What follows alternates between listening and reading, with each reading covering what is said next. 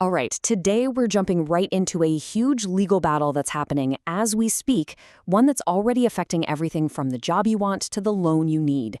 We're talking about the big fight over how to regulate artificial intelligence and who exactly gets to write the rulebook. You know, it sounds like something straight out of a sci-fi movie, doesn't it? But it's not. This is our reality right now. Every single day, automated systems are making calls that can literally change the course of your life. So the real question is, what happens when one of those calls is wrong? And what rights do you have? And look, we're not talking about small stuff here. We're talking about some of the most important, high-stakes decisions we face. AI is already deep in the mix for hiring, for lending, for housing applications, insurance rates, even for getting into college or accessing healthcare. These are the moments that can open doors or slam them shut. And this brings us to a really critical shift. For years, all the talk was about the ethics of AI, but that conversation has totally changed. We've moved way past those theoretical debates and straight into legal reality. For companies, it's now a story about compliance, and for you, it's a story about enforcing your rights. So, who's actually making these rules? Well, that's where things get kind of messy. What we're seeing is this massive tug-of-war between individual states, which are moving super fast, and the federal government, which wants to create one single national standard for everyone. This is the central fight that's shaping AI law today. Let's break this down. You've really got two competing approaches. On one side, you have states like Colorado.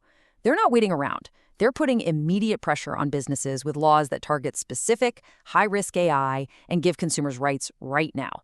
On the other side, you've got the White House pushing for a big federal law that would create a single national playbook and would probably override all those different state rules. This timeline really shows you the pressure cooker everyone's in. The White House has a target of March 2026 for its national plan. But just a few months later, in June 2026, Colorado's powerful state law is set to go live. So if you're a business, you're kind of caught in the middle, right? You're forced to get ready for two very different possible futures at the exact same time. Okay, so with all this complexity and back and forth, what can you actually do to protect yourself? Well, it turns out it all boils down to knowing the right questions to ask. This is your personal framework for claiming your rights when AI is in the picture. These three questions are your toolkit. They're simple, they're direct, and they are incredibly powerful. First, was an AI even used to make this decision about me? Second, what information, what data about me did it use to come to its conclusion? And number three, the most important one, how do I fight this? How do I get a human being to take another look?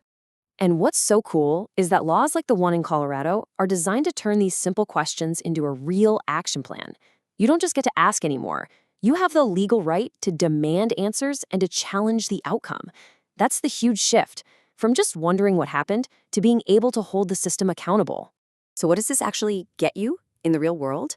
While under a law like Colorado's, you get a heads up, a notice, before a high-stakes AI makes a decision about you. You get a clear, plain English explanation of what the AI is supposed to do. You get the right to fix any wrong information about you. And, most importantly, you get the right to appeal a bad decision to an actual person. Now, even without some big, new, sweeping federal AI law, it's not like it's the Wild West out there. Not at all. Federal agencies are already on the case, and they're using laws that have been on the books for decades to police how this new technology is being used. And federal regulators have been screaming this from the rooftops. You can't just slap an AI label on a piece of software and think you get a free pass to ignore consumer protection laws or fair housing rules. The old rules absolutely still apply to the new tech. And here's exactly how they're doing it. The Federal Trade Commission, the FTC, is cracking down on companies that make deceptive claims about what their AI can do. The CFPB, which protects consumers in finance, says that under existing law, a bank can't just say, the algorithm said no if you're denied credit. They have to give you a real specific reason. Other laws make sure the data these systems use is accurate, and the rules for fair housing and equal employment are crystal clear. If your AI tool discriminates, it's illegal, period. So, let's switch gears. If you're a business trying to navigate all these rules coming from the states and the feds, what are you supposed to be doing right now? The message is pretty simple. You can't wait. The time to get ready for this new reality is now. This is basically the playbook for any company that's using AI for these big decisions. It really boils down to a few key things. First, you've got to know your systems inside and out. Take inventory, test them constantly for bias, and write down your risk management plan. Second, be totally transparent about the data you're using. And third, get ready for your customers by creating super clear notices and a real process for them to appeal. And hey, there are guides out there, like the AI Risk Management Framework from NIST, that can show you how to do it right. All of this, the state laws, the federal enforcement, the business prep, it all leads to our final and maybe most important takeaway. We are entering a brand new age of proof. The entire conversation has shifted from if we should regulate AI to how companies can prove their systems are fair. This right here, this is the new standard. It's the question that matters. It's not enough anymore to just launch an algorithm and hope for the best.